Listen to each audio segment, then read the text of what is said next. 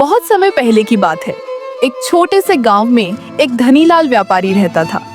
धनीलाल बड़ा अमीर था, पर उसकी एक कमजोरी थी, लालच। उसे लगता था कि जितना धन होगा उतनी उसकी ताकत बढ़ेगी। धनीलाल गर्व से बोला, जिसके पास सबसे ज्यादा दौलत होगी वही सबसे बड़ा आदमी कहलाएगा, बाकी सब तो फकीर हैं। गांव के लोग उसकी बातों से परेशान रहने लगे। बच्चों से लेकर बूढ़ों तक हर कोई बस धन कमाने की होड़ में लग गया। गांव का मुखिया रामनाथ यह सब देख रहा था। वह जानता था कि अगर अब कुछ नहीं किया गया तो गांव का सुख शांति खत्म हो जाएगी। एक दिन रामनाथ ने पंचायत बुलाई और सबके सामने धनीलाल से कहा। रामनाथ बोला, धनीलाल, तुम्हारी मेहनत सराहनीय है। आज मैं तुम्हें एक खास मौका देना चाहता हूँ। कल सुबह सूरज निकलने पर तुम मैदान में जाना।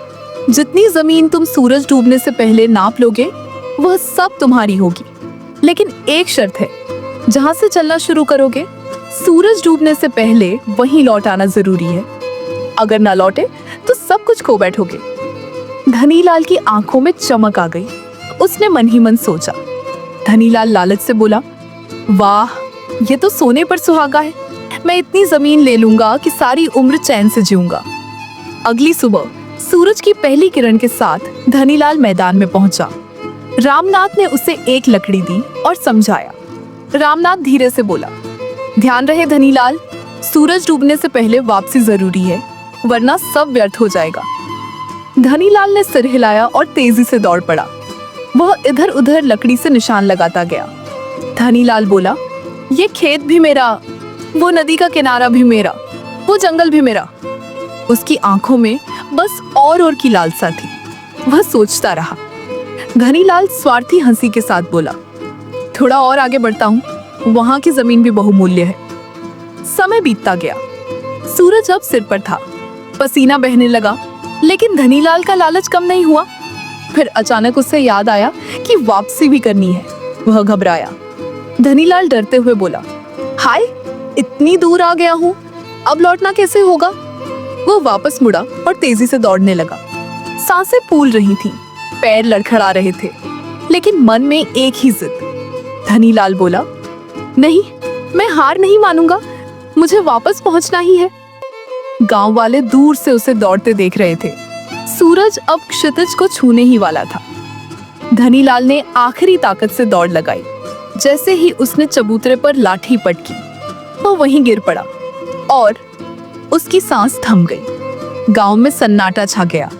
रामनाथ दुख भरे स्वर में बोला, देखो गांव वालों, जिसे सारी दुनिया चाहिए थी उसे अंत में बस 2 गज जमीन मिली। गांव वालों ने मिलकर धनीलाल का अंतिम संस्कार किया। उसकी कब्र पर एक पत्थर रखा गया जिस पर लिखा था, जिसने पूरी दुनिया चाही उसे बस 2 गज जमीन मिली। इस घटना ने पूरे गांव को बदल दिया। लोगों ने समझ लिया कि असली सुख धन संपत्ति में नहीं बल्कि संतोष में है। और इस तरह गांव में फिर से प्रेम, भाईचारा और खुशहाली लौट आई। रामनाथ पंचायत में बोला, भाइयों और बहनों, आज हम सब ने एक दुखद अंत देखा, लेकिन अगर हम इससे सीख लें तो धनीलाल का बलिदान व्यर्थ नहीं जाएगा। अब समय आ गया है कि हम लालच को छोड़कर संतोष और परिश्रम की राह चुनें। गांव वालों ने रामनाथ की बातों से प्रेरणा ली। फिर गांव में एक बड़ा निर्णय लिया गया। अब गांव के बच्चों को सच्चे मूल्यों की शिक्षा दी जाएगी। उन्होंने एक छोटी गुरुकुल शुरू की, जहां बच्चों को पढ़ाई के साथ साथ ईमानदारी, संतोष, सहयोग का पाठ भी पढ़ाया जाने लगा। वर्षों बीत गए, गांव के बच्चे बड़े हुए। अब वे सिर्फ धन कमाने की होड़ में नहीं थे, बल्कि एक दूसरे की मदद करने में गर्व महसूस करते थे।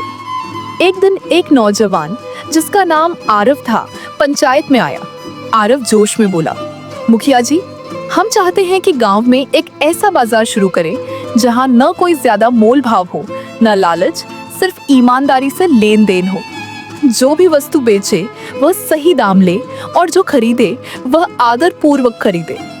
सुनो मेरे भाइयों और बहनों, यह कहानी यहीं समाप्त होती है। मुझे आशा है कि यह कहानी आप लोगों को बहुत अच्छी लगी होगी। हमें इस कहानी से सीख मिलती है कि लालच का कोई अंत नहीं, जो आज कम लगता है वही कल भी कम लगेगा। असली सुख संतोष में है और संतोष ही जीवन की सबसे बड़ी दौलत है। अगर आप लोगों को ये कार्टून वीडियो पसंद आया तो एक लाइक और ओल्ड स्टोरी का खजाना चैनल को सब्सक्राइब जरूर करें। मिलते हैं अगली वीडियो में, तब तक के लिए धन्यवाद।